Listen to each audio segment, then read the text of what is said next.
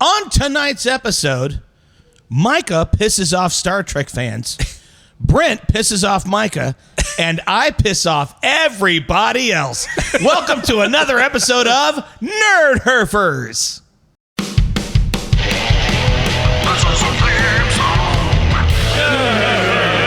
Welcome back to the show, nerds. It's nice to have you here. Hey, I'm Larry Brantley, and that's Micah Donahoe. Greetings, programs. And that's Brent Williams. We got Chris Hockenberry, our producer, behind the camera, and we are the Nerdherfers. We are some middle-aged guys who enjoy whiskey and cigars and all the nerdy shit we loved when we were kids, and also as adults. That's going to make sense later. Okay. Here's how the show works, basically. Every week, one of us picks a cigar to review, one of us picks a bottle to review and also drink, because why wouldn't you? And then we come up with the topic of conversation that we're all going to nerd out about. And I have a funny feeling about this one. I actually think maybe for the first time ever, we are 100% in agreement. But again, that'll make sense later. Yeah. We'll okay. Anyway. Well, I mean, it's not like by the time they're watching this, they're going to know the title of the episode. They absolutely will know the title of the episode. No spoilers or anything. And some of them are going to be like, oh, no, why we're doing that? But anyway, hey, I just thought of something. It's a thing we like to do every week. Are you doing it this week? Of course. Okay. Will you hit the stinger for me? Because it makes me feel good when we go. Nerd news. Yes, it's last week's nerd news today. Hey, nerd news is an important part of this show, and if you would like to contribute and keep nerd news going, we just ask you to like and subscribe to our YouTube channel, to wherever you get your podcasts. Maybe throw a little cheddar, and we will be able to continue to do nerd news because Brent Williams. You're just outright begging now. I have no shame. I have no shame. I've got a credit card machine. We'll just carry that with us. Right. Excuse me. We need to buy a camera. The old school. Yeah, I've got Square, but apparently we can still do the. All right. Hey, let's go over to the Nerd News desk and ask Brent Williams what he's got for us this week. Brent, what do you got? I have something so cool. So I've never been to Japan. And that is cool, actually. Yeah, I'm so glad we thought of that. It's on my bucket list, and I want to go for many, many reasons. But I found a new one why I want to go so bad. A new reason why you want to go to Japan? Yes, there's a theme park in Japan, right? Okay. I can try to pronounce it. The island is called Awaji, I think. It's the I don't speak Japanese at all. What? Yeah, Nijijin no Mori Park, which means two-dimensional forest. Two-dimensional forest. Anyway, the cool thing is, so they've got zip lines, right? It's kind of like a nature park thing. Yeah. Well, they've got this new thing. They have a life-size Godzilla head there. And you can zip line into Godzilla's mouth. No! Right down his gullet. And in an effort to keep it real, right when you get into Godzilla's mouth, you are irradiated until you die. That's right. So I thought it was like the fluctuation of the esophagus that just kind of crushes. So you can only do it one time, but totally worth it. Yeah. So the other thing too is like they've made it a thing like you're joining this Godzilla Defense Force or something, right? So they have like the GDF. No, it's actually they call it the NIGOD. But that doesn't acronym to Godzilla Defense Force. Well, I acronymed it correctly. Yeah, the English translation is National Awaji Island Institute of Godzilla. Institute of Godzilla. That sounds like they built the institute inside Godzilla's corpse. Well, I mean, they could. They got one. They did. They already started with the head. That's right. Oh, that's so bad. But before you get into the Ryan stuff, so they've got like this thing where like it's like things in a field, and you have this gun that looks like a P90 basically, and you're like shooting little things, and you know, so it kind of gets you into the mood before you go into it. Because you need to get in the mood.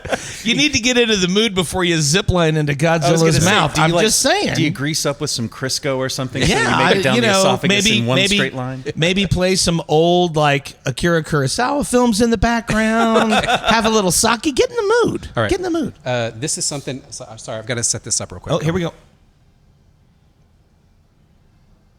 Eventually, this is going to be. No, great. I have to set it. I have to switch to the other thing because the other one's all full of like water break and nerd news and all that. So I don't have any spaces left. I got to go to the next You screen. have labels on that thing? I do actually. Oh, cool. I had to label because I kept forgetting what everything was.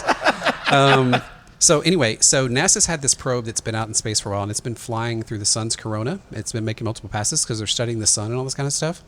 Well, on one of the trips, it recorded video of it flying through the corona, and I think it's still like 430,000 miles away from the core of the sun or whatever. Wow. But that's the sun's corona. That's still pretty warm. Yeah, I was going to say, that's a hell of a heat shield. Yeah, they've got a crazy heat shield on this thing. But anyway, as it was flying through, it started recording the sounds that the solar winds make from like the flares and stuff from plasma Please jets. Tell me it sounded like Led Zeppelin. Please tell me you have it on a button. I do. Ah, here we go. Prepare yourself, because it's the stuff of nightmares. Not Led Zeppelin at all. And this is only a little bitty bit. If it's Fran Drescher, I'm out of here. Oh my. Okay, here we go. Ready?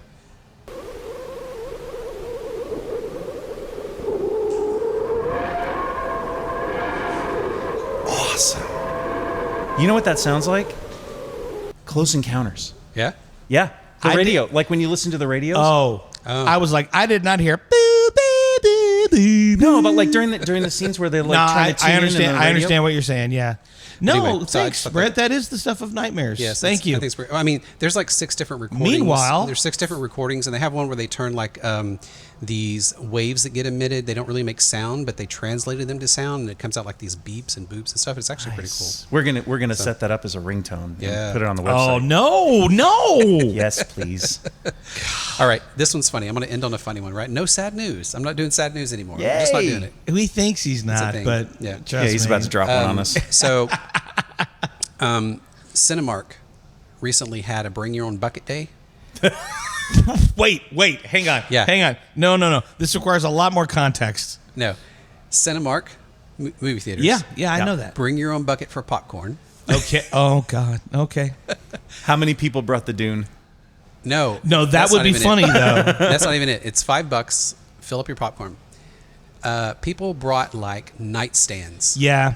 And 27-gallon Yes. totes. Yeah. And dresser drawers. I would have and brought the trash galvanized tub bags. that I used to feed my horses in. Yeah, I mean, seriously. Get that big bag that they have at the hardware store for packaging peanuts. Yeah, I mean, or people the were bringing lawn bags like bags that. you can get from Home Yeah, Depot. people were bringing that kind of stuff too. Yeah. I mean, that's just crazy. That was eat that much popcorn. that was probably like did Red Lobster teach people nothing about the endless shrimp? Like they mean Lobster lost Fest? millions of dollars on that because so I know you want to hit the stinger, but hang on. No. I just had to switch back so I could do it. Because I know that's all you got for nerd news, but we have to talk about something. At the time that we are recording tonight's episode, just yesterday, a trailer for a certain movie dropped. Oh yes. Yes. How could we not? Marvel Studios, Studios, The Fantastic Four First Steps dropped, and I have to tell you, Unbelievable. It was really hard to go through the rest of the day with like half an erection. Oh my gosh. It was really Chills. yeah, Absolute chills. It was fantastic. So like, sorry, I didn't even mean to do that. Thank you, thank you. Ostrich. It's an ostrich, not an emu. It's No, an ostrich. ostrich. Okay. It was a fan. Sorry, I was almost No, going to use do that it word. again, do it again. It was fantastic. fantastic. Come on. And I love the fact that at the end of it they say it recorded in Fantastivision. Yeah. Like So good. everything. I love the so, car. I love everything about it. It's so funny. So the yeah, ship. Go. The ship looked like the one from the books. It did. Oh my So gosh. go and watch that trailer if you haven't.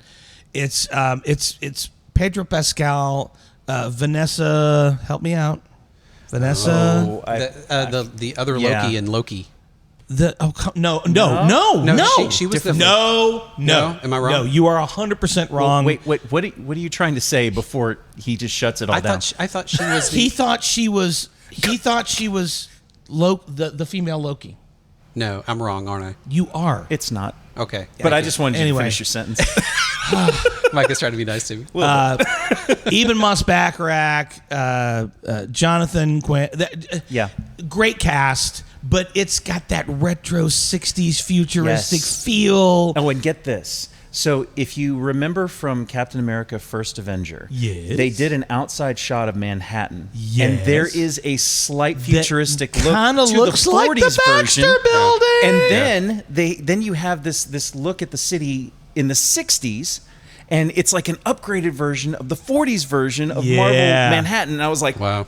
Oh, it's so good. So just I love the little shot where Galactus is just like poking the side of his head. I in. know. yeah, like, what's going on over here? What you guys doing? Am I gonna eat this planet next? Okay, so the controversy again is around the Watcher.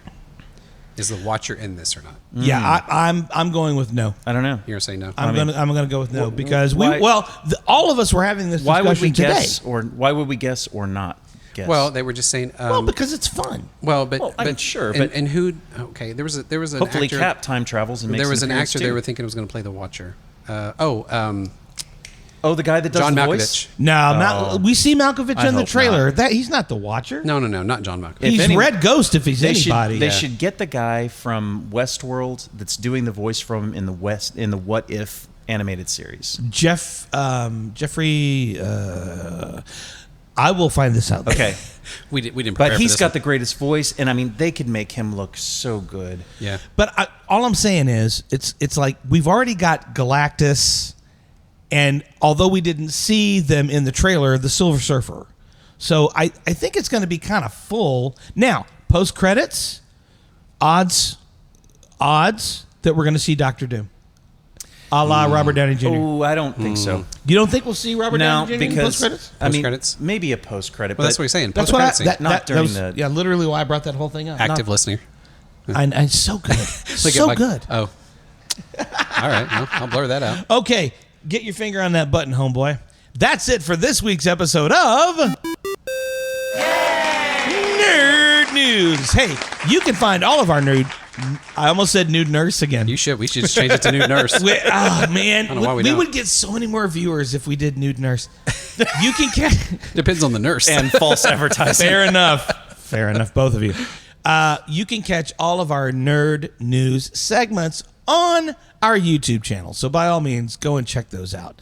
You're not going to learn a whole lot more, but it would be fun It's for you. just some maybe. like things you probably wouldn't see in your normal news. It's some cool stuff. It's some cool stuff. All right. Let's get into it. By the way, and I'm so sorry I did not mention this at the top of the show. We are broadcasting remotely tonight. We are not in the Hoopty Shed, as you can plainly see, because you know what that looks like. We've upgraded. We have upgraded. Our last two episodes, we were at Industrial Cigar Company in Frisco. This evening and next week, we are going to be right here at Enfuego Tobacco Shop in McKinney, Texas.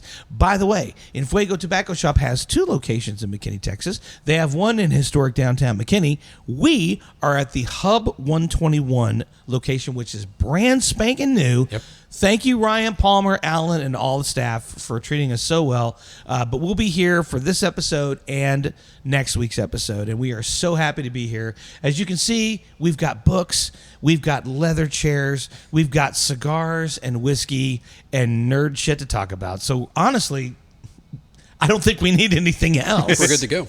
We're good to go. So let's go. Let's do it. All right, it was my turn to bring cigars this week.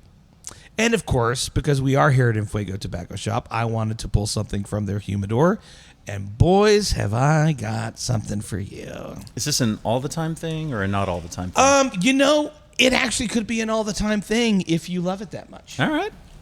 So tonight's cigar comes to us from the Dunbarton Tobacco and Trust Company, which is run by Steven Sendisaka.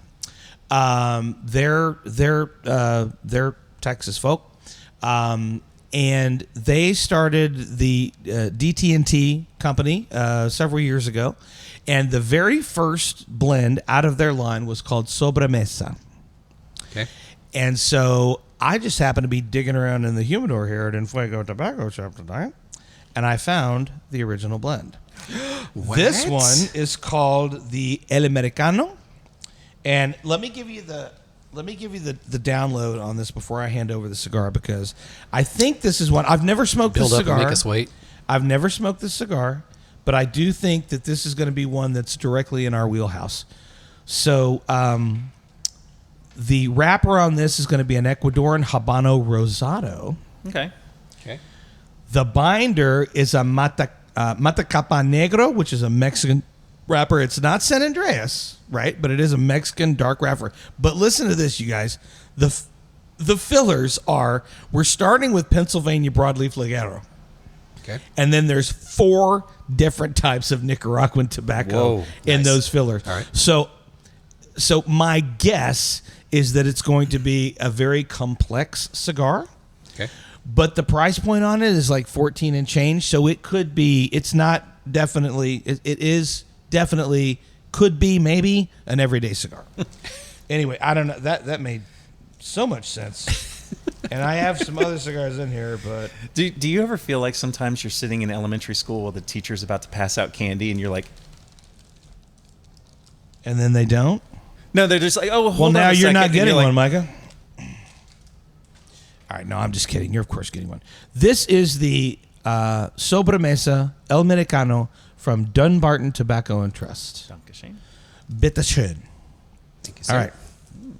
And again, you guys have never had the cigar, right? Nope. And Nope. I've never had the cigar. So, so whenever we do a cigar that none of us have smoked before, we deliberately don't. I at least don't do reviews. I don't look at them.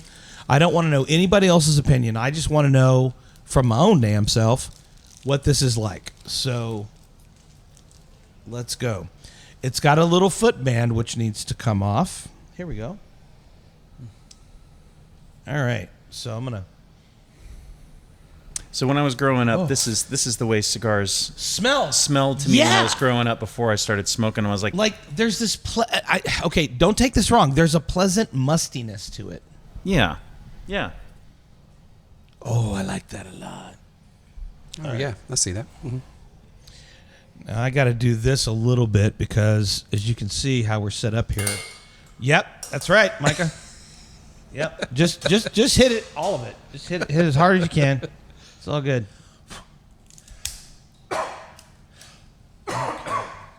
Excuse me.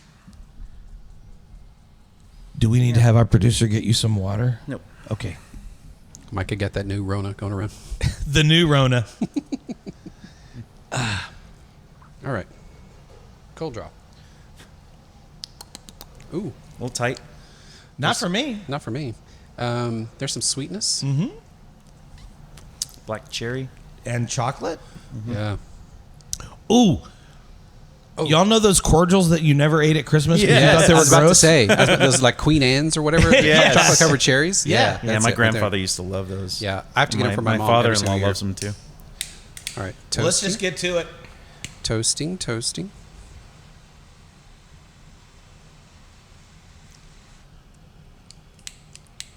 Uh-oh. There we go.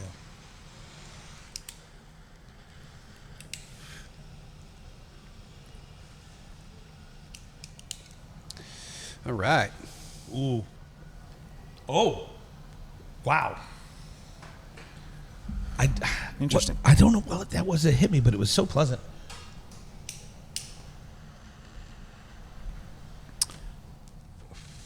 Well, my foot is not quite twisted.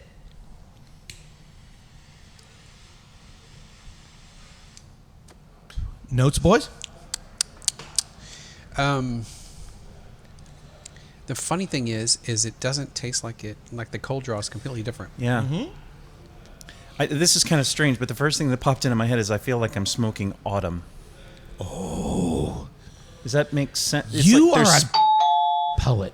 There's a combination of earthy and But like burnt leaves. yes. Yeah. But pleasant. Yeah, like that smell. when you'd pile them all up and your dad would set them on fire. Yes, that.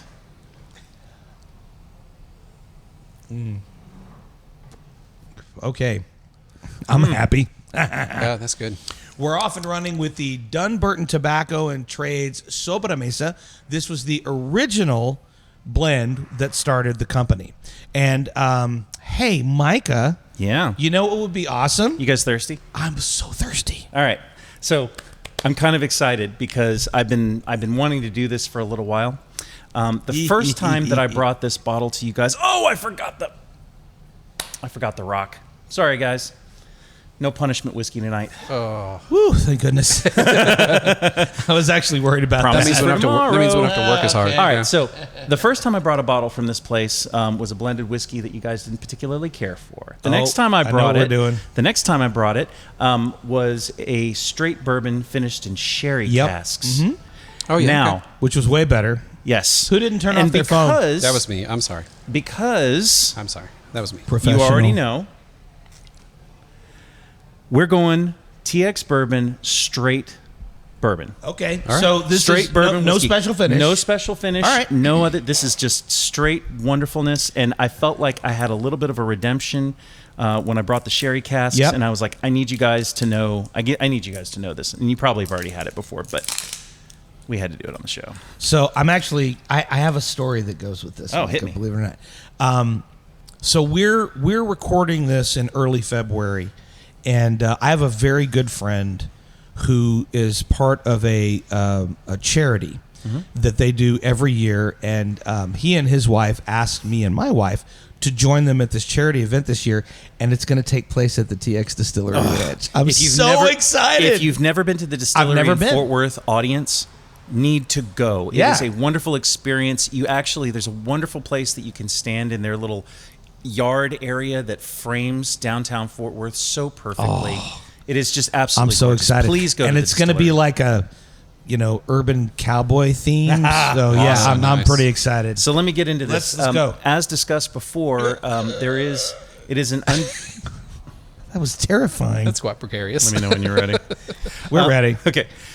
This is an undisclosed mash bill, but it's made with number 2 Yellow Dent Texas corn, Texas winter wheat, 6-row distiller's malt, and the yeast is made from Texas pecans they call the Brazos strain. Yeah. Okay. I feel like the mash bill is the same as the other ones we've had, but it's the finish, right? It This doesn't is- matter. You had me at pecans. Yeah. It's the finish. serious. The I finish, love 'em. at least Pecans. for now. I think that there's a slight modification on the blended, but yes, is very similar to the mash bill. At least is very similar to the sherry cask. Well, Okay, and this is going to be 90 proof. okay. Chris Make isn't the gonna magic like it. sound. Chris won't like it. Sorry, Chris, you're not gonna like this. It's not- below not 100 proof. It's not 135 proof or anything like that. Probably not going to burn your nose hairs out. I'll wait. As I slosh this all over me. There we go. Nice. Oh, that's a good Let me have your glass. Yes, sir. Do you?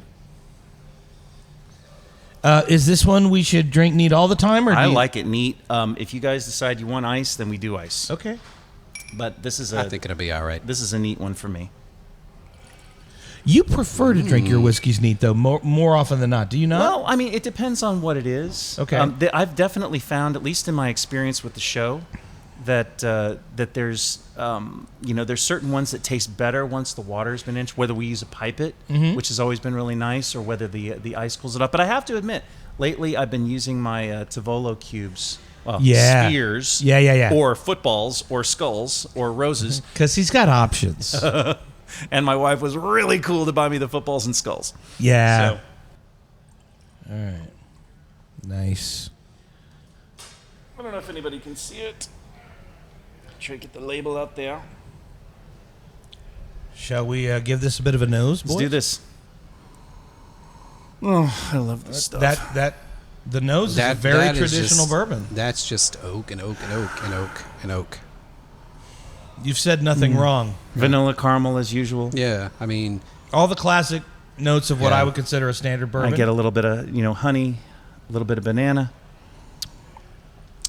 oh yeah, Oh, that's very respectable. yeah, just the right amount of sweet. Guys, I could do this. I could do this all day. I'm pretty sure he does. Yeah, Anyway. a testament. This is absolutely one of my all-time favorites. So I hope you enjoyed it as much as I have. If Well, you haven't, thanks. go get Thanks a for bottle. bringing Would it. the producer like a? You thirsty? Yeah, come on in here, bud. Again, it's not fire in a glass, Yourself but and it is not. yeah. Which for pregame, we had some good stuff. Thank you, sir. Yeah, it's okay if you're in the shot. It's fine. Thank you. All right, so this is the TX Bourbon. TX Bourbon. It is TX Texas Straight Bourbon Whiskey from TX Bourbon. There you go.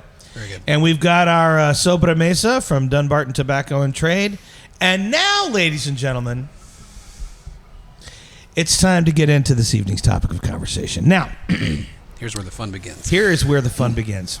As many of you already know, the man seated to my left, Micah Donahoe, is a dyed-in-the-wool Star Trek fan. Grew up on it. All the iterations of it. Could tell you anything you ever wanted to know about it. Brent and I, we're also Star Trek fans, but not on this par. Not on this level. Yeah. This man is next level Star Trek fan. And we are tonight going to talk about the latest addition to the Star Trek universe. A little movie that was made specifically for Paramount Plus called Star Trek Section 31. It stars Michelle Yeoh, who you may know, and another cast of characters. And that's where I'm going to leave it, because before I talk, before Brent talks, I want to hear what Micah thinks about this movie. You ready? Yeah. You got 5 minutes, Micah. First of all, the movie is inappropriately named. It should be called Mirror Universe. It has nothing to do with Section 31. Okay. Mirror Universe. I feel like Micah's got a list. Oh, no, he's got a list. Yeah. Okay, here we go. Look Not on my phone. Look at that smile. No, I don't even need the full 5 minutes. Now, for the people that enjoyed the Kelvin Timeline movies with Chris Pine and Zachary Quinto, if you enjoyed those movies, you're going to love this movie. It's got a lot of fun action, but that's pretty much it. Now, the one thing that makes Section 31 very special is that nobody knows who's in Section 31. Okay? There are independent agents that are part of a larger agency, and nobody knows exactly who anybody is. And when that happens, then they work alone. That way, if somebody gets caught, it's a very Ethan Hunt Mission Impossible. They're like cells. Yes. So for those of you not as versed in the Star Trek universe as Micah is, we should probably point out that Section 31 is sort of like a Black Ops team. So Section 31 refers to a part of the Federation Charter that says basically, it's this one little section, Section 31 of the Charter, that states that when the Federation needs to take extreme measures to preserve what they've built, that they can do pretty much whatever the hell they want to do. And basically influence situations the way they see fit. It's a get-out-of-jail-free card. So it's the total antithesis to the Prime Directive. Well, exactly. And the kicker about this is that that worked for a while. As we've been watching Star Trek for a while, especially once we got to Next Generation, we learned that by this time, the United Federation of Planets is basically utopian. You know what? There's a reason why it's utopian. Yeah. It's because of Section 31. Well, I was going to say, I actually forgot that this timeline is before original series, right? This is in the Discovery timeline. This is when they're first starting to go out. I mean, they've been out there for a little while. But, shortly after. Yeah, it's not like that stupid one with Scott Bakula, whatever that one was called. Oh, Enterprise, and it was not stupid. Yeah, you're right. It wasn't stupid. I mean, Brandon Braga did a little bit of shiftiness with it that wasn't great, but but I totally forgot that this is just right after all that. This is before Captain Kirk and Spock and all that. Right. Yeah. So the main point there is there's no Prime Directive yet. That's what I'm trying to say. No, it exists. Oh, it does? Yeah, because you can't have a United Federation of Planets without the Prime Directive, right? Exactly. Well, I thought that was something that was added because of shifty things like Section 31. So Section 31 is specifically referencing a part in the Federation Charter that was between the Vulcans, Andorians, Tellarites, and humans. Okay. So once that's all put together, nerd alert. Oh, wait. Once that's all put together, then you have that one statement in there, and that's when that particular agency was formed. Gotcha. Okay. So that's my biggest problem, is that the first thing that they do is they form a team. Yeah. And that's not a thing in Section 31. Okay. All right. Well, but it was very reminiscent of a wonderful 1980 show called The A-Team. It sure was. I love it when a plan comes together. Yeah. So I had my issues with it, that when I removed myself from that part of it and said to myself, let's just try and enjoy this for a Star Trek film, Gene Roddenberry wouldn't be too happy, because there really isn't a lot of preserving what was built. It was just Michelle Yeoh's agenda. Well, and so I want to, for the benefit of people like me, and also probably a lot of our listeners and watchers, her character had previously been seen in the Star Trek universe, correct? Yes, In Discovery. Yeah. In Discovery. Mm-hmm. So she's a sort of empress, but she didn't do that gig anymore. She From was the in a Terran parallel Empire. universe from the Terran Empire, a real tyrant, horrible human being who basically, I guess, somehow gets over into our universe or this universe, and then like totally creates a new image for herself. Well, right? You're assuming we're in the Prime universe. Well, we are because that's the kind of people that we are. We know So that of we're course in the we Prime think we're universe Prime. because in order to run the show, Larry hasn't killed Brent or Brent hasn't killed Larry to get his spot. That's how you know you're in the mirror universe. I would think that would be Micah because Well, no, Micah seems to have come here with a little bit of an attitude. To Here's him. how you know how I'm what I'm Prime is because I do not have facial hair.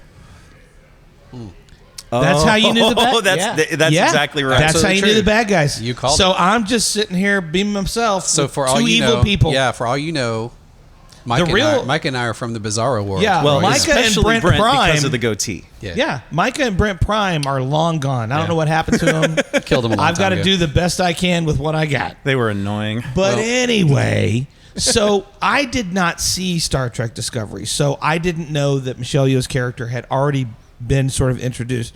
But when you said Mirror Universe, it made a ton of sense to me because this is a science fiction action film that could have been made in any universe. Exactly. There was practically no mention of Other than the Federation. and it felt like jamming a ham hock into a slipper. It was like, oh, we got to get this in here so we have to have a character on the team who actually is from Starfleet. It like, do you know, like that's what poor writing does for me. It just makes me go, ugh. Like, Yeah, I didn't dislike the film. I just wow, didn't- really? It didn't set up a good Section 31 movie because we were introduced to Section 31 in Deep Space Nine. There was a character called Sloan, and that's all we knew. And he kept tapping Bashir to be an agent. And Bashir was like, I'm not going to help. I'm not going to do your thing. And then Sloan would kind of orchestrate things to let Bashir become that agent without him even knowing about it. And then in the Kelvin timeline, when we got into Darkness with Benedict Cumberbatch, that guy... Benedict Cumberdick or Yes. whatever. Darkerbit Cumberbund. Yes, that. You remember the beginning of the movie where that guy he runs into Khan, who we find out is Khan, and he says I can save your daughter, and here's all I need you to do. And he goes back to work. He takes off the ring and he puts it in the water or whatever. It has a chemical reaction and blows up the entire building. Well, that facility was a Section 31 facility. Oh, okay. Yeah, this would have all been good to have prior to me watching this film. Because the whole time I was just sitting here like, what does this have to do with the Star Trek universe? Yeah. Like, okay, like in the very first scene, I saw an alien from Charon. And I was like, oh, I remember that Frank Gorshin's character. Like, yeah. By the way, he was the Riddler also. Oh, what about the Deltan? The Deltan. Oh. So like, She was hot. You know, when they pan across and she's talking to the Vulcan, which we're going to get to in a minute. Yeah.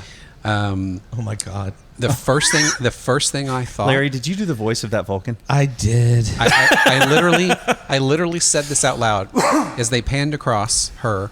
I go, V'ger. Yeah. Yep. Really Which hope is what you I watch thought you Star were Trek alluding because to. you will not get that. That's what I thought you were alluding to in Nerd News when you said there was this probe that was circular. I was like, feature? Well, I'll give you my take, and then I've got some course facts about the show because I research. Ready? Hold on. He's implying that we don't, Micah. You got that, right? You got that? Yeah. You got that. Yeah. I have to take a drink. Hold on a second before I do this. Hold on. Good idea. Taking a drink is always a good idea. It's never not a good idea. We all know this stuff. All right. Ready? It's good stuff, Micah. I like it. I'm glad you like it. Here we go. Ready? All right, hit me. All right. Set phasers to stun, because unconscious is the only way to watch this movie.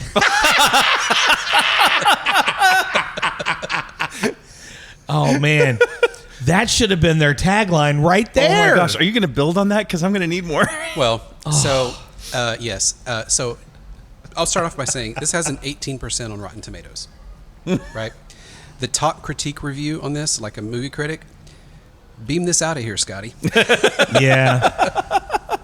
So here's the problems I have with it. Besides the fact that we have that Vulcan construct who speaks with an Irish accent that's controlled For no reason whatsoever. Yeah, that's controlled by a microbe who speaks like a pirate.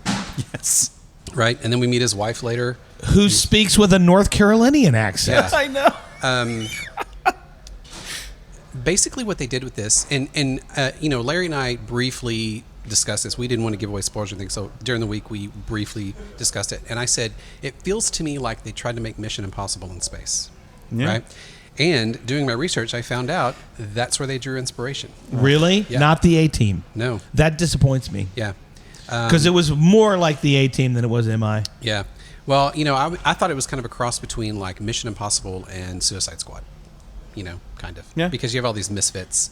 And then you've got one of them that's bad, of course, because there always has to be a bad person. Yeah. But what bothered me about it the most was, like you said, this is not... There's some cardinal rules with the Star Trek IP, right? And one of them is, the whole point of Star Trek is everything's better because we are people that reason and think, right? Mm-hmm. So you get, that's been the draw of the show for years, is they use science to solve problems, or creative thinking, or they have these problems where it just seems seemingly impossible, but they always come up with some... They don't give in to their bias. They exactly. They fight it. And this show was nothing. This was like, hey, look how modern and cool we are, young people. We have leather outfits now, and we can fight and jump around, and which is exactly what they were doing with the Kelvin timeline stuff too. It's just like, I would say the Kelvin timeline is closer to that core ideology. And I'll just say this for the record. The whole purpose of the Kelvin timeline movies was to gain a new audience. Mm-hmm. The problem with Star Trek is that the new generation of watchers were coming in and seeing Star Trek, and they weren't gelling with it. Right. And so they're like, what we need to do? We need to add some action. We need to add some freaking lens flares. It was a little too heady. Yeah, lens flares. Especially the original series had a minimum amount of action. It was the 60s. There was only so much they could do. Yeah. They were still stage fighting, right? Where they did these giant haymakers. And it was low budget, bro. Yeah. Oh yeah. But I actually kind of thought that while I was watching the fight scenes in this movie, was like, oh, this is like Broadway stage fighting. The way they were doing it. So I don't know. It just for the movie that we're talking about right now. Yeah, it just kind of hit me like that. Huh? No, it didn't hit me like that. So it kind of reminded me also of being like telling Star Wars stories in the Star Wars universe, right? It's not always a Jedi, it's not always a clone, it's not always a trooper, it's not always the Empire. Right. This story just happened to exist in the Star Trek universe, and they made references to things that Trekkies would know. Right. So that's the thing, is that I was underwhelmed. I didn't hate it, but it wasn't Star Trek, and it certainly wasn't Section 31. Yeah. Well, yeah, and I will tell you this: like Michelle Yeoh's character, like this former tyrant / empress who created this ultimate weapon that then she wished she hadn't. Now she's over here. Yeah. Now she's got something to fight for. But what would she think about the first third of the cigar? Oh, see, I was ramping something, but you got it. Larry, You can have that later, but let's talk about the first third I like of the what you did there. Sobremesa. It's very pleasant. It feels like an everyday smoke. Right? Yeah, it's just it's like I could see this for breakfast. I could see this with coffee. I would say like I would bit say of for the toast. combination of tobacco that's in here, I would expected something a little stronger, a little more full bodied. But it's actually quite smooth, and I Very would say smooth. medium to the most. At most, this is Exactly. a medium This is not. Here's a strong the thing cigar. about. So keep in mind that from Dunbarton, this is their original blend, right? When you're coming out of the gate as a new boutique cigar company, you kind of need to Play it safe. get it. Well, I don't think play it safe is the right thing. I think that what you're trying to do is you're trying to say this is who we are, and you're trying to build an identity and a brand. And if you're coming right out of the gate with like something that makes you cross-eyed and crazy after 20 minutes of smoking it, you have to have your bread and butter lines. So right? they've got darker blends for sure. Yeah. What I liked about this is the first time we're ever talking about a Dunbarton cigar, and I like to start at the beginning. And you're right. Wasn't that Red Meat Lover by Dunbarton? You tell me. You brought the cigar. I don't remember now. Yeah. So what I agree with you, Micah. This could be an everyday cigar. Yeah, for me. I would smoke this in the morning with a cup of coffee, easy. It's delicious. Yeah. It doesn't ask too much from you, but at the same time, it's not insulting your intelligence. You're not just sitting there going, "Well, this is paper. This is nothing." If only the writers of Section 31 would have had that attitude. Oh my goodness! Oh my goodness! Matter of fact, who were they? We made a comment that I have this vision of there's this room full of writers, right? And somebody brings a bottle, and it turns out it's Rocktown, and they're like, if we were going to make if we were to turn Rocktown into a movie, what would it look like? Star Trek Section 31. I don't think I'd say it was that bad. Well, that's because you are a Star Trek fan. Well, no. Just because it's Star Trek doesn't mean that it's great. I mean, what they did with Enterprise, to your point, what they did with Enterprise seasons 2 and 3, I mean, they flubbed. They flubbed. It was a really hard fall. And then when fourth season came around, then they were like, all right, we're getting canceled. Let's go ahead and squeeze in everything we possibly can that would kind of lead into later on things like photonic torpedoes and the read alert. Yeah. And, these little things that alluded to things that we knew of Trek. Yeah. So as for a fun action movie, I mean, sure, enjoy it. That's what it is. But again, it's not very Star Trek. It's not Star Trek. And so if you look at it from the perspective of Star Trek, then you're highly disappointed in the movie. But you take that perspective out and you go, okay, it's an entertaining film about, this band of space people that have a mission. I really wish they would have just misfits. I wish they would have called it Mirror Universe. Yeah. Because we actually got a chance to see how she came to power. And then the previous Mirror Universe episodes that we've seen is where you have a captain who kind of leads things, and the first officer is going to kill you because he wants your spot. Yes. Right. Okay, look. And then Michelle Yeoh did the same thing, killing basically her love. Dude, the beginning of this film I thought was going to be awesome. The first 5 minutes were amazing. Because we learn that this young woman is part of this contest where no one gets to survive except one person. And then the final trial is you have to murder your family. Yeah. That is so intense. And it went from a Martin Scorsese film to a Mel Brooks film in like 2 minutes. It really did. It was Spaceballs. It started out as like Goodfellas in space. And without the comedy. But without the comedy, yeah. Thanks. I have to say, I love Michelle Yeoh. Oh, yeah. Oh, 100%. I'm a huge fan of hers. And I think in Discovery, I actually liked Philippa Georgiou in Discovery way better than in this movie. I felt like she played it like comedically big. Right? Like it was too much. It was just, she was too over the top with it. And also, sorry to say, she had crappy lines to say too. Well, look, dumbest things. You cannot polish a turd. I don't care. Natalie Portman, episode 1. Yes, thank you. Star Wars. Thank you. We all know this is like, don't blame the actors. You gotta blame the writers. Actually, that's what I was thinking about this movie. You're breaking my heart. So I think that if you, like I said, you take it out of the context that it's in the Star Trek universe and it's just Mission Impossible in space, then you're like, okay. No, it's the A-Team in space. Okay. It's the A-Team in space because the big tech dude, that's Mr. T, obviously. Yeah. So Alec is Hannibal. Yeah. Yes. Yeah. Except he didn't smoke cigars. What the heck? I'm like, so I did love the twist that he was from the 20th century, and then they brought back the eugenics in there, right? The eugenics wars. He talks about how he got discovered by one. But again, it felt so shoved in there. Yeah. We have Star Trek fans we need to appeal to. Let's put an adult in. Every so often, the writers would go, "Oh yeah, we need to put a Star Trek-y thing in here." Yeah. Eugenics wars. All right. Yep. Oh, so bad. Yeah, the only problem is that guy didn't throw somebody across the room like it was a rolled up piece of paper. Yeah. Which would have been awesome because eugenics. Because Khan could do that. Yeah. And so could all of his people. Yep, they could have given him like the fake chest like Ricardo Montalban got to wear in Star Trek 2. That was the most beautiful fake chest I've ever It seen. was. On a I man. wanted to caress it. Yeah. Yeah. Yeah. I just want to touch it once. Yeah.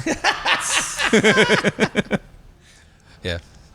I mean, honestly, I tried to find good things in this movie. There are, there's little elements that are entertaining, obviously. But overall, I was a little angry by the time it was over, to be honest with you. Oh, I was angry. Like, that's time I'll never get back. That's how I felt about Napoleon Dynamite. That's a classic movie, man. You shut up. Yeah, I agreed. Shut up. I did, and I told you this the other night. We were hanging out on your patio. I said, I feel like I need to text Micah and said that was an hour and 40 minutes that I want back from you. Yeah. From me. You owe me Because that. this was your idea. You know what? I will find something and give you that time back. You're the Thank best, you. man. You're the absolute best. Unlike Star Trek Section 31, which was the rock town of Star Trek. So, I want to talk about... It's true. Burned your nose. Yeah. It burned your nose. It was unpleasant on the palate. Made you shift in your seat a lot. You had to go to the bathroom a lot afterwards. It was just bad. But I want to talk about one of the characters in the film, and that was the Vulcan construct. The one that laughed from like that vampire from vampire from Twilight. Yeah. It was like Woody Woodpecker. Yeah. Exactly. And so we're spoiled. I don't even care anymore. We're spoiling the crap out of this. There's nothing to spoil. Because we don't. Yeah, that is actually true. Save yourself a trip, ladies. Yeah, we're going to talk about this movie so you never have to watch it. Yeah. And trust me, don't. So in the film, one of the characters of Section 31 is this. Basically, it's a robot made to look like a Vulcan that is operated by this little germ creature who pilots it in the head like you do. And for reasons completely unexplainable, this Vulcan, unlike every other Vulcan in the Star Trek universe, speaks with an Irish accent. And I just want to know, like, when they auditioned the guy, did he go, hey, you know what no one's ever done with a Vulcan before? And the director went, oh my God, I love that. A Vulcan with an Irish accent. It was a really crazy thing. No, the Irish accent throws it completely off. If they had said that he was a Romulan, then you could at least have a little bit of emotional flexibility and tone, intonation, all the different things that you could do. But I'm sorry, Patio Midget and his Southern Belle wife. Yeah. I was like, creative choices, guys. You know what they did? You know what they did to try to explain him away is Michelle Yeoh describing him as a Vulcan who went mad through Ponfar, right?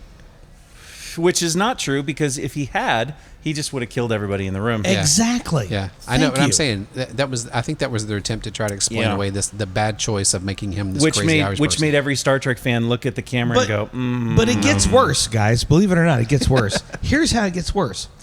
As I said, the Vulcan character is a construct. He's a robot, basically, who's operated by this little nanite alien being sitting in his head, who does not speak with an Irish accent. Yeah. He speaks with a pirate accent. So you would think if you're operating this character, you're speaking for him and through him, and that's your voice. But no. Apparently there was some, like, it wasn't a universal translator, but it was an adaptable accent maker. So he just was sitting at his board and it was like, well, I'm a pirate. Yeah, he had But this guy needs to be Irish. He had a bunch of like Tony Stark's failed voiceover pieces. Yeah. Oh my gosh. And you know what? The pirate voice too, it's like that's where it fit in Skeleton Crew. You know? I mean, like giving because they were pirates. They were actually pirates. Giving the droid a pirate accent because he's a pirate droid. It was awesome. Yeah. Well, you know the other thing that they just absolutely telegraphed? Michelle Yeoh and the guy delivering the device, she puts on that thing that, changes her frequency. That was a fun fight. Okay, however, I have to tell you, the minute that the assassin walked in, you knew exactly who that was. There was zero doubt. I mean, that was just so obvious. Who has she screwed over lately? Let me think. The most. Yeah. Well, actually, she screwed over quite a few people. Yeah. Well, but we all But knew him who the that most guy because was. they were actually in Oh, Louvre. yeah. They were in Louvre. They were in Louvre. But, and then, what was the other one? There were so many. Yeah. So many problems. Yeah, you were talking about it a while ago, and now I lost it. The Vulcan? No. Pirate? No. Was it a character in Section 3? It's one of the characters. It was another thing that was The telegraphed. Starfleet officer? The Delton? The Delton. No. Have we talked about all Eugenics of them? war guy? Actually, I was surprised that they killed her. That was disappointing. That she was would have just- been a really cool character. Yeah, that was Yeah, just but a they whole had killer at the choice. beginning of the show. Yes, and let's make this even apparently- worse for the audience. Apparently, Deltons are Latina because she was 100% Latina. Yeah. But the let's first make this Delton was worse. Middle Eastern. Yeah. So they killed off a lovely character who I was like, I would love to have seen more of that character. And then they kill off the Vulcan construct, and then they bring it back because apparently They bought two. They bought two of them On the on the black black market. So one of the things that I thought was just lazy writing. So during the fight where they're using the phase shifter things, I did like how they kept switching them on and off, right? Yeah, To get around Yeah. each other stuff.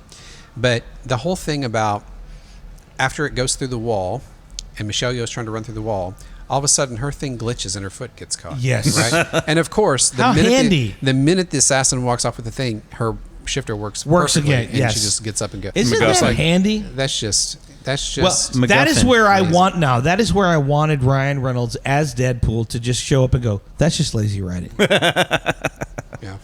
In fact, I think that should be a rule in cinema from here on out. Right? Yeah. That whenever that happens, I agree with that. Like the Deadpool just shows up, like just leans into the camera and go, "Well, that's just lazy writing." We are in agreement. I don't think that Giorgio's is that? Am I pronouncing that right? Giorgio, Philippa yeah. Giorgio. Philippa Giorgio. Yes. I don't think that Georgie. would happen to her. I don't think that she would get her foot stuck in a wall. That was ridiculous. It's dumb. And by the way, wouldn't that hurt like shit? Yeah. Well, it depends. I mean, How does it depend? you're right because You it would have actually expand merged the space. You Yeah. have merged with a wall. Yeah. And your body wasn't meant to do that, and now there are these other molecules. Larry, you're overthinking it. Oh no! This is how Star Trek conversations go. No, Thanks, I Micah. get it, but what I'm saying, in the context of this movie, Oh no, you're not supposed to think. No, you're not supposed to think. All right, Agreed. But to that point is that Star Trek fans, that's what they do with Star Trek. Well, I'm is that saying they because analyze Star Trek, everything. And they Star keep Trek is everything- sciencey. Yeah, that's the thing is that if she had merged, she actually would have lost that foot. Yeah, it would have fallen right off. Yeah. Yep. Or she would have had to cut it off of the wall because Yeah. now, I mean, it's like, oh my gosh, can't feel my feet anymore. Yeah. Because now Okay. it's tritanium. So there's another part that I want to jump to, and this is toward the end of the film, where the Starfleet officer finally embraces chaos. Come on. Like she has been this rigid by the book for the entire movie, and now just all of a sudden she's gonna go rogue. Do I you know. know who she is? It was just like it was like Well, I don't remember her was like the name 'cause cliche it was a character very playbook. non-memorable movie. Okay, hold on. So when I heard her name, I was actually a little excited to see what she was going to do. Her name is Rachel Garrett. What makes her important is that she is the future captain of the Enterprise C. okay. There is an episode of Star Trek that that happens that ties in the whole Sella storyline where you remember how Yar got eaten by the big blob, like the big Yeah. I forgot. Actually, you know what? Sorry, Star Trek fans, I've forgotten the name of that character. But the big black blob that kills Tasha Yar because Tasha didn't want to be on the show anymore and explore her other career opportunities. Right. Which were none. Crosby. Her last name was Crosby. Denise Crosby. Denise Crosby. So she comes back later on as a character called Sella, which is a human Romulan Right. hybrid. Right. And she's This was Star Trek Next Generation, by the way. Yes. Right? Yeah. Okay. Yeah. So the important thing clarify. is that there's this whole episode that sets up that Sela thing where the Enterprise C is historically known to have prevented a war between the Romulans and the Federation. Okay. And that's the big deal with that, because Rachel Garrett is the one who sacrificed herself, because if the Enterprise C hadn't been destroyed, then she wouldn't have been able to prevent this war. And the fact that she was pulled out of time means that the whole universe switched, and basically Picard got a collar change, and the Enterprise D with a bunch of guns on it, which was kind of weird, but okay. But that's the whole point of the Rachel Garrett thing. That was for Star Trek fans. Okay. Because she is destined to be this great captain that becomes, and now it's revealed to us that she was part of Section 31 the whole time. Yeah. Cool. Okay. That is a deep dive that I would never have gotten. Yeah. Yeah. And it's Like this. disappointing because the concessions that she made as a Starfleet officer, knowing that she was in Section 31, which a lot of operatives don't know that they are. I'm sorry, guys. I could go. No. Please. This is why we did this, because we wanted Micah to rant. Yeah. You want to know what pisses me off? What pisses you off? Yeah. So this is when something is created. So they give us all this wonderful backstory, and they give us another little nugget of information about a character that Trekkies know. Yeah. Yeah. And then they don't deliver. Yeah, Exactly. I honestly thought just every character in this story was just straight out of the cliche playbook. I mean, seriously. Yeah. Every single one. You know. Yeah. Again, You had lazy your writing. crazy tech dude. You had your ingenue who got killed. Who Yeah. kills the ingenue? Crazy. You had your by the book officer. Yep. You had your Who was you know, secretly crazy. Yeah. You had your leader who had a sordid past. Yeah. You know, you had the former empress. We all knew what a horrible person she was. And then you had Well, but she's a demented R2D2 run by a nanite. so I do want to Protocol droid. we should talk about That's fair. I'll accept that. we should talk about the character Philippa Georgiou, because she is basically on a redemption quest, right? It's basically it's a this low key whole redemption film quest. is about a redemption The quest. whole character, the whole arc of her character is because she realizes how horrible she's been, right? And we see why she realizes that, Which She's is really weird for a Terran Empire person. But I mean, basically, so she's a character. She's not, she's not a hero. She's not really an anti-hero, right? She's the type of person that comes across as an anti-hero, but she'll always do the right thing, but in her own time and in her own way. Yeah. Right. After she leaves the Terran Empire. Yeah. Here was the hardest part. Like, that whole movie was hard to swallow, but there was one particular part for me that was hard to swallow. It's toward the end of the film where she's in the fight with her former lover / partner who she screwed over back in the Terran Empire. We all knew it was him, come to get the weapon. Yeah. He wants to ignite it, everything else. They're in this big fight. And at the point where she has murdered him and he is dying, he has a sudden change of heart. Yeah. Oh, you're I so did right. love you at one point. Yeah. Yes, I loved you all. I loved you, and you're right. We Forget shouldn't about try all to the murder things all that the you people in did. the universe. Oh my gosh, so bad. All you need is love. That oh man, that is the point where I literally got up and just went and got myself a cookie. I feel like in Do you want me to pause it? Nah, I'm good. I feel like not No. in the not too distant future, there will be classes in film school called lazy writing, and this will be the material they study. 100%. Yeah. It'll be on there. Ugh. So, Brent, did you say that you had some historical facts or other research that you did on this? Yeah, hit us, buddy. Well, I thought Nerd I did. it out. I thought I did, but I think my ADHD brain kicked in while I was doing this. Uh-oh. Instead, we're going to talk about the history of coffee for the last back of the show. I could use some coffee. We got some coffee. Ooh, a little bourbon coffee? Yeah. So the genesis of this series, this was, so First of all, not a series. It was meant to be a series, right? And not the I'm planet getting in there. Star Trek 2. Yeah, I'm getting there. So Alex Kurtzman, the executive producer for Discovery, when they introduced Philippa Georgiou, I think it was season 1. She was in season 1, but season 2 is where they really kind of explored the character. And she got with Alex Kurtzman and said, "Hey, we need to make this into a series." And he's like, "Yes, you're right, we do." Right. So for several years, they actually kicked it around. Thank you. And I think that, if I remember correctly, yes, please, thank you. Gimme. This is how I know I did good. Yeah, it was Refills. supposed, Oh, no, yeah, we're it refilling, was supposed to buddy. go into development, but then it got shelved, and other series got prioritized over this one.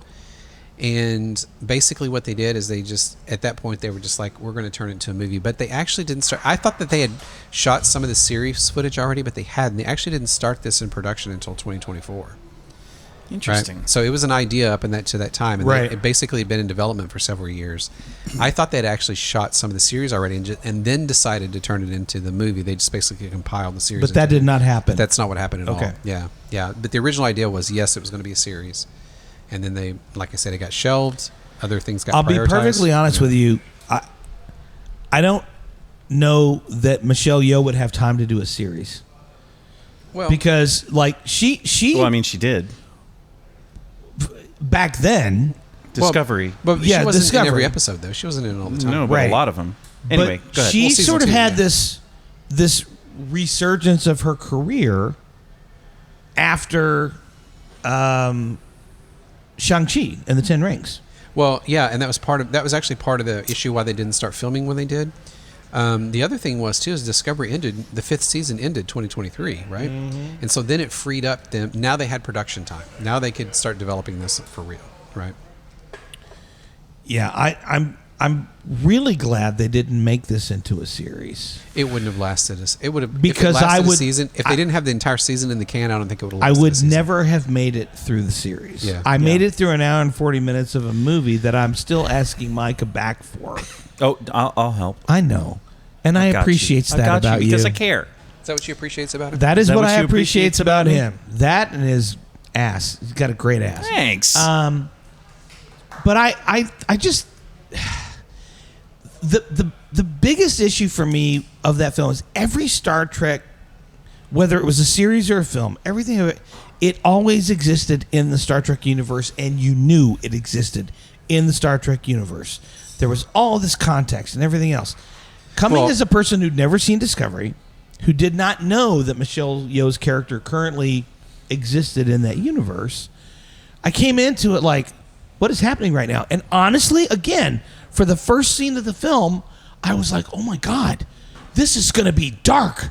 It's going to be super dark. Well, I mean, to be fair, to be fair. To be fair. every show previous to this existed on a ship or a station where everyone was walking around in Starfleet uniforms. Right? This was just way outside of that box, but it was way too far outside of that box. I think. Yeah, because it was outside Federation territory. Okay, that's fine. We've done that It's before. outside of Section 31 typical But it standards. was just too much. Like like the whole time I was like, to your mere universe comment, this could be a sci-fi action film anywhere. Yeah. Yeah. Matter of fact, I think it would have been a better story if it had taken place in the mirror universe. Like Philippa Georgiou has to go back to the mirror universe and deal with the repercussions of everything she's dealt with. Yep. Or she's That would have been cool. done. I think that would have been a great story. that, you know what? Those writers were afraid to go that route. Yeah. That's too much like actual writing. We don't want to do that. Yeah. We want the equivalent That would take of more than a 100 weekend to write. monkeys in a room with IBM Selectrics, and they'll just come up with something. Yeah, I mean I think that something like that would have been a great series, right? There's your redemption arc right there. Yeah. It's all night. It's not neat and tidied in an hour and 40 minutes. Oh my gosh. There's some dirt that's got to happen there. Hey, I'm in the second third of this cigar. Are you Yeah. guys yet? Can we talk about this? Because, Yeah, let's do it. again, when I am looking for a cigar, I am looking for consistency. I don't want radical changes between the first, second, and third of the cigar. And this is very consistent for me. Oh yeah, right now. it's the same thing for me. I'm Same enjoying thing. the hell out of it. Yep. I'm enjoying how smooth Pleasant. it is. It's so and smooth. it pairs really well with this bourbon. It does. Yeah, well done you. So Thank you. Well so done you. And well done you. So the cigar kind of draws some of this. So this bourbon, like when we tried it first, it's sweet because it's bourbon, right? But it's not too. But not too sweet. Not too sweet. But I feel like if you take a draw of the cigar and then have a drink, it feels like it draws a little bit more of the flavor out of the bourbon for me. Right? Like the oak comes out more, a little bit buttery, a little bit more sweetness. Buttery. Yeah. That's what I was That's the looking word. for. Right. Yeah, because I get the oak all day. Yeah. But the cigar pairs well because it does pull that savory note out of it. Right. Micah, thoughts? Yep, I'm definitely with you. I'm still on that porch when autumn leaves are falling, and the coffee's delicious, and my coffee has bourbon in it, And we're having a burn. yeah, We're having a leaf burn. a leaf burn. And you're licking a stick of butter between coffee breaks. Well, just remember when you're having a leaf burn, when you're having a leaf burn, you don't jump into that pile of leaves. That's right. Good advice, kids. Do not jump into a flaming pile of leaves. Don't do it. Just don't do it. Public service announcement from Uncle Larry here. Well, actually, don't be like my Uncle Bill, who actually did that. Just because he wanted to be cool with the kids. Was your Uncle Bill a fire marshal? He was not. Oh my gosh. He was not. He was a Vietnam veteran. That'd be hilarious. Who didn't come back all the way. Yeah. But yeah. So But did he Uncle look at you right before he jumped in the pile and said, "Let me show you something"? He didn't. What he did was he laughed like Woody Woodpecker and just ran into the burning pile. Oh, so of an leaves. Irish Falcon. Got it. Yeah, Irish Falcon. Yes, exactly. Oh my God. Your uncle was a construct. You didn't even know it. Well, there were two of him because he died and then suddenly Uncle Bill showed up again. Oh my gosh, what a way to recycle the actor too. Right? Oh, Right? What I I loved saw about that and I was that, like, weak. So was weak. another thing that they telegraphed. So obviously there's a traitor on the team, right? There's all this sabotage. And they try to make you think first it's the Starfleet officer. Then they try to make you think it's the mech guy. And the whole time I'm going, it's the pirate. yeah, Yeah. because he's I the mean, only come on. one who can disappear and do stuff. Yeah. And he puts the Vulcan on autopilot. And Yeah. you told and so here's how you know 100% it's him, because all of a sudden when the Vulcan goes on autopilot, he has no personality, right? Yeah. And so they're in that station trying to get the antenna array back up. Mm-hmm. All of a sudden, Mr. No Personality shows up. I go, well, the microbe is out sabotaging something, you know, because he can get in any place. I mean, again, they just telegraphed it so much, and that's one of the things that bothered me about this so much was you didn't have to think at all for this. I mean, normally when I watch a bad movie, what I love about it is I can turn my brain off, right?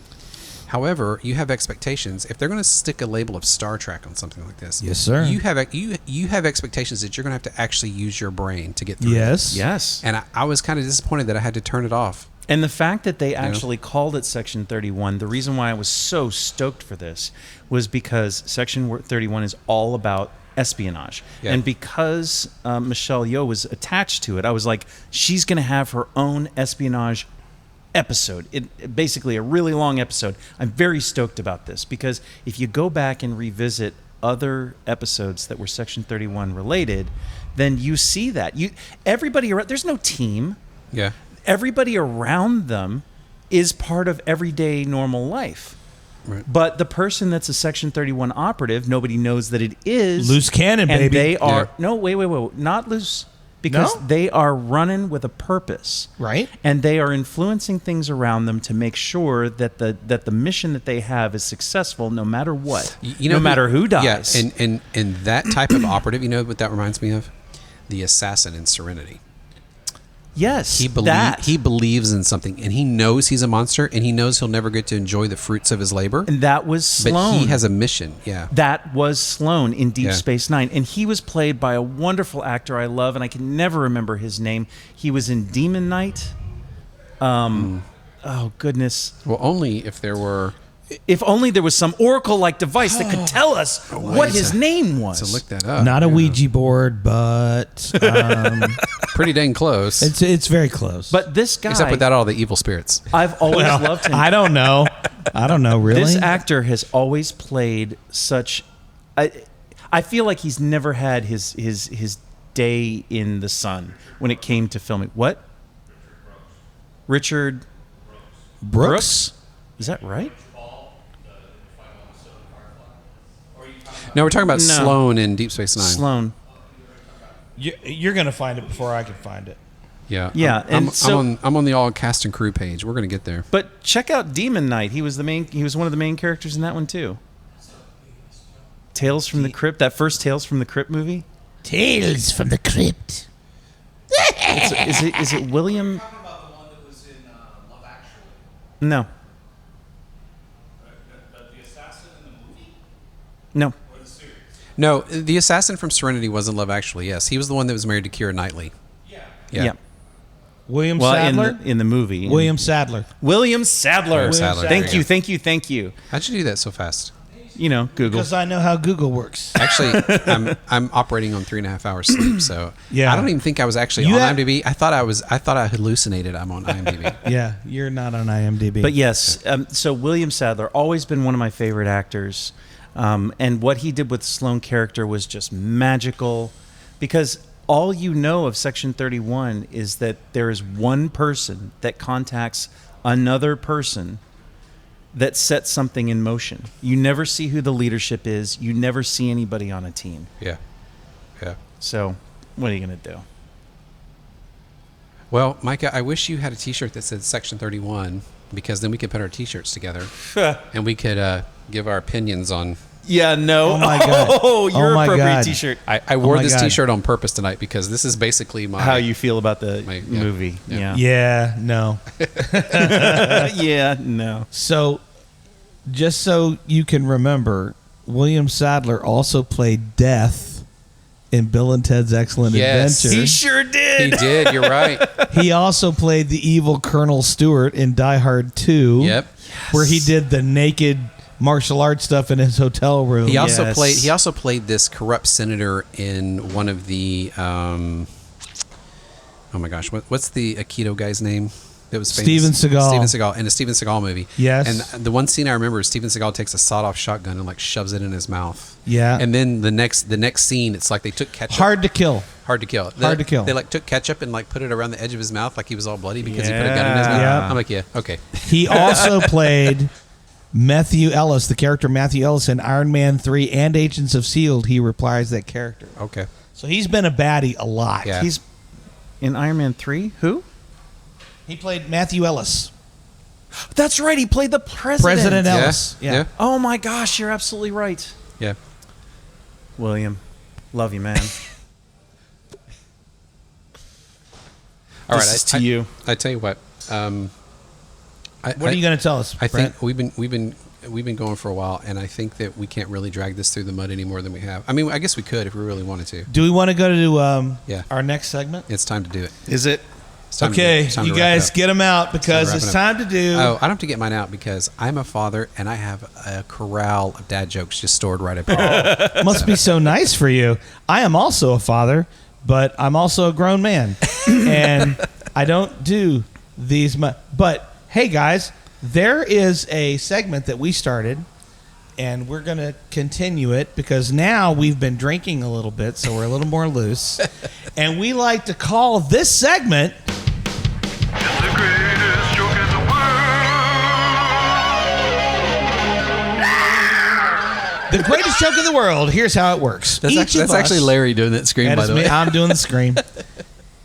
Each of us is going to do dad jokes.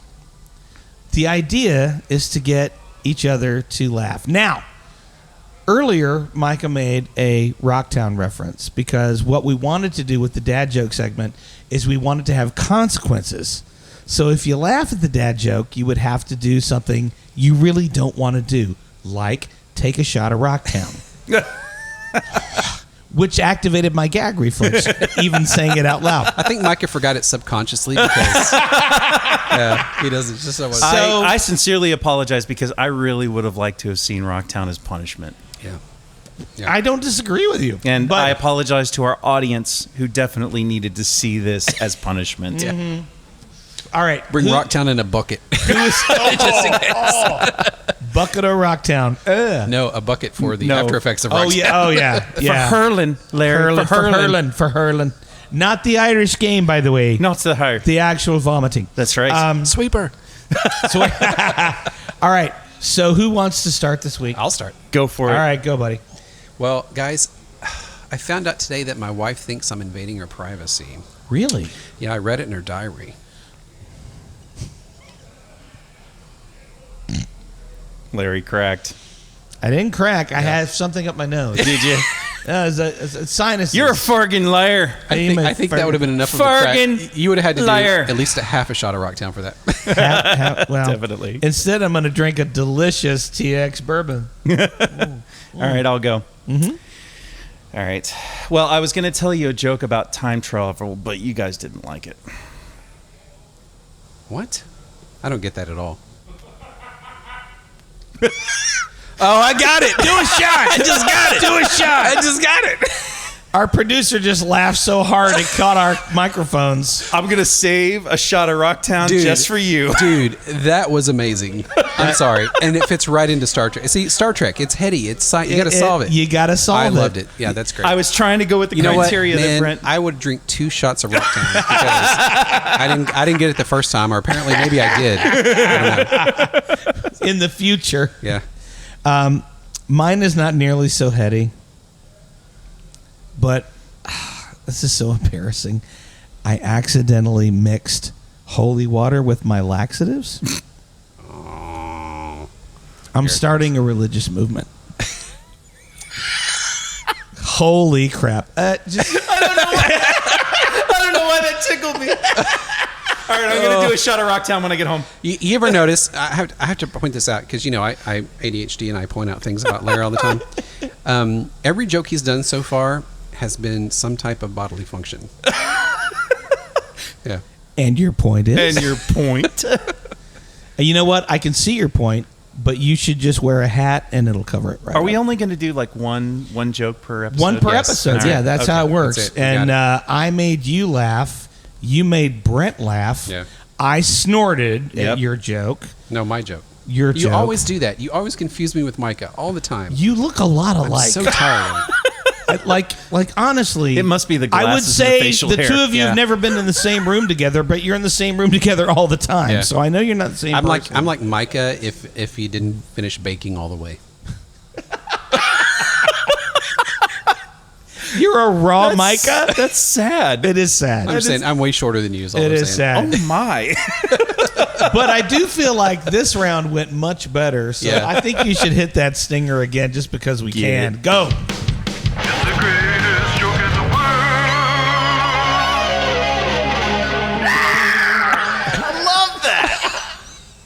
The screen. That's going to make it like the scream will make us laugh more than the dad jokes every time. I have tears in my eyes. That I was do. funny. I do. Or that might have been from something else. I don't know. Might We're have gonna been the mention of Rocktown made me tear up. We should have a whole episode on dad jokes where we just basically spew them the whole episode. Well, we can do that. It'll be like a Stephen Wright episode. All right. Oh. Well, I guess we're not going to make it to the final third of the cigar. Look at me. Look how slow I'm going on this. Yeah. That's crazy. Well, that's generally because you're enjoying the cigar. Oh, wait, Larry. Yes. Let's compare sizes. How often have you heard that? All the time. I want to know if you're smoking as fast as I am. He's smoking faster. I am not first. Okay, wait. Hang on. There. You are a little ahead of me, but did you notice No, when I'm we not. put him side by You're side? ahead of me. He kept going up like this. You're ahead of- He's like, Oh, oh no, yeah. You know what? I can have this one. I'm You can have taller it. than you. You can have it. All right. Well, let's wrap this up. Wrap it. All right. Well, tonight we have been talking about a movie that probably should never have been made. But it did get made, and it gave us an opportunity to talk about it. It was Star Trek Section 31. And there will be redemption episodes for Star Trek. Oh, for sure. 100%. Yeah. Because, come on, people. Because what I got lined up for you guys next, oh my Yeah, lord. if you're even like a basic nerd. Wayne! If you're even a basic nerd, you love Star Trek. So we had to A get basic this one. nerd? Basic nerd. There's nothing basic about Trekkies. Yeah. Dude, you just insulted a lot of people. You want to cancel me? Yeah. Do your worst. You're so Do basic. your worst. Don't worry. We will destroy you from our mom's basements.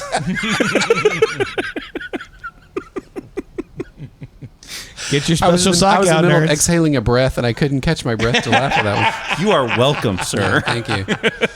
All right, Anyway. Larry, take it. All right. Hey, hope you enjoyed tonight's episode of What Not to Do in Your Life, which is watch Star Trek 31. But we do Section hope... 31. Section 31. Section 31? Not Section 32, the sequel. Man. Or Section 30, the prequel. It would have been so good. Both of those would have been better. Anyway. But definitely... He's so cute. He literally headbutted the microphone. I needed you. That's what I'll show you, microphone. You're not the boss of me. Definitely don't watch Star Trek Section 31. Definitely do check out the Dunbarton Tobacco and Trades Sobremesa, which you can get right here at Enfuego Tobacco Shop at Hub 121 in McKinney. That is at the corner of Highway 121 and Alma. For those of you who are watching us in Russia, sucks for you. You're not going to be able to get the cigar, I don't think. But anyway, also definitely try out that TX bourbon because that's really honestly, good. it's I'm a glad good you drop. guys. I'm really glad It's you a guys very liked it. good drop. Redemption. Yes. Hope And you- go visit the distillery. Yeah. which I'm going to do this coming Saturday. Yes. I'm very excited about that. I'll be dressed kind of like a cowboy. Don't know what's Oh my God. Meaning I'll wear Picture boots. it didn't happen. Yeah. Yeah. Cowboy. Oh, it'll be. baby. Yeah, not that kind of cowboy. You're gonna wear the rhinestones and all that good stuff. No. Well, that's a different song. You're gonna tuck your jeans in your boots. Maybe. My name is Ted, and one day I'll be dead. Yo. yo. Yeah. All the cowboy references. Thank you guys so much for tuning in tonight. I am Larry Brantley. That is Micah Donahoe. Live long and prosper. And that is Brent Williams. Don't watch Section 31. That was going to be my outro, but you heard it here You first. see how? You notice how I tuck the thumb? Yeah? yeah, you Yeah. did that. It was almost gangsta. Yeah. Gangsta. Well, I mean, I'm an Irish Vulcan. Don't watch Section 31. Don't walk Section 31. Save your breath. Save your life. It'll tarnish your arsehole. Save your time. That was so weird. Anyway, You're welcome. thank you guys. We'll see you next time. Good night. Good night.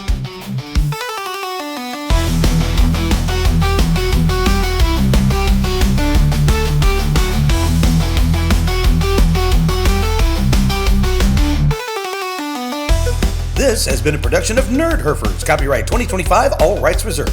No portion of this broadcast may be used without permission. Please visit nerdherfers.com for more information and full legal disclaimer.